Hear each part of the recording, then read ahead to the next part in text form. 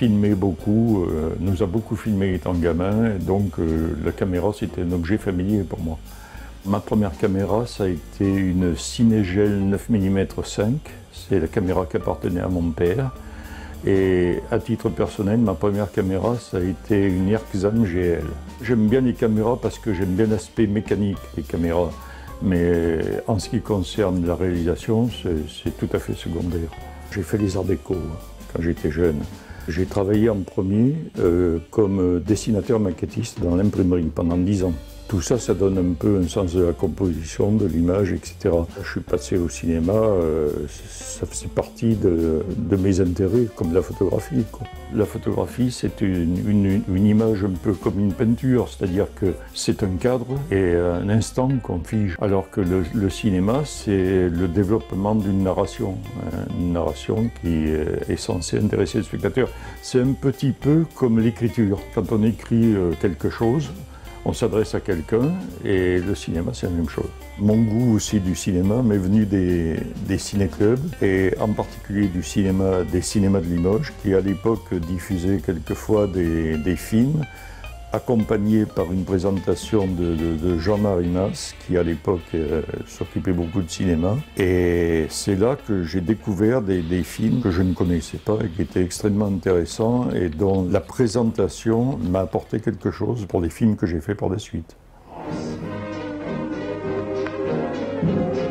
Devant nous alignées, les puissantes machines qui font la gloire et le prestige de notre grande cité. Les voilà sous leur ciel de charpente, les voilà les monstres d'acier, les voilà les autofonceurs citadins. Lorsqu'on décide de faire un film, il faut avoir un point de vue. C'est la première des choses à avoir dans un film. On ne fait pas un documentaire comme ça, il faut avoir un point de vue sur sa réalisation qui quelquefois est un peu décalé par rapport à ce qu'on propose. Faire un peu si on peut dire dans l'humour avec un petit H pour ce film Les Trolleybus. Contrairement aux poils de chameau dont la texture interne risque de rayer la couche de protection du véhicule, les poils de zébu présentent les qualités requises pour un emploi aussi particulier.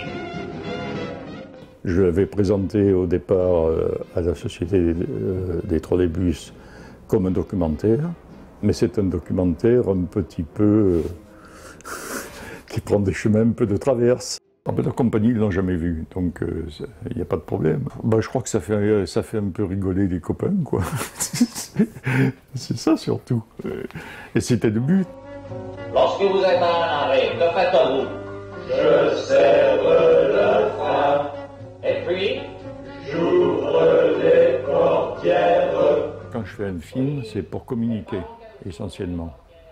Donc je me représente ce que le spectateur va pouvoir s'approprier dans ce film. Je n'ai jamais fait de scénario. Les scénarios étaient dans ma tête. C'est-à-dire qu'on partait le matin avec la caméra et puis on filmait nos plans. Moi, dans ma tête, je savais quelle serait la progression. C'était un petit peu improvisé, mais en même temps organisé.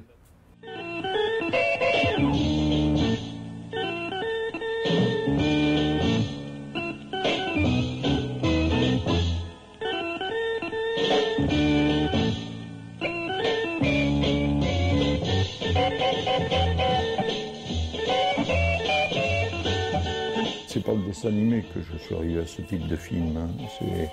Moi, j'ai commencé par m'intéresser beaucoup aux films d'animation. L'équipe qui a fait ces films-là a travaillé avec moi à la maison sur des films peints sur pellicule. À l'époque, c'était le moyen le plus simple de faire un film d'animation. Donc, on est venu du film sur pellicule au film à la caméra, en vue par vue et en pixelation.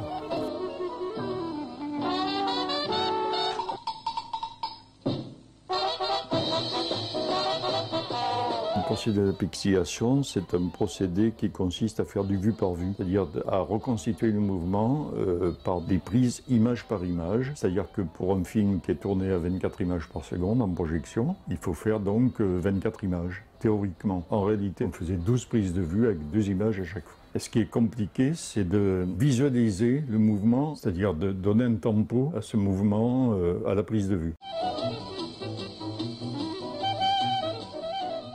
Ce qui était plus difficile, c'était le son, parce qu'il n'y avait pas de son à l'époque. Le son, c'était muet. Alors que dans la vidéo, le montage sonore se fait très facilement. On a plus de possibilités du point de vue sonore, mais moi je suis resté sur un système qui est quand même celui du cinéma muet, c'est-à-dire un système visuel, hein, d'abord dans les films. C'est l'image qui primait tout, un peu comme les gens du début du cinéma qui ont fait des films comiques. Je me rappelle que quand j'ai synchronisé le tourbillon, j'ai utilisé un projecteur 16 mm et à la fin de chaque plan, je disais un top, ce qui permettait ensuite sur la bande son de repérer la durée des séquences.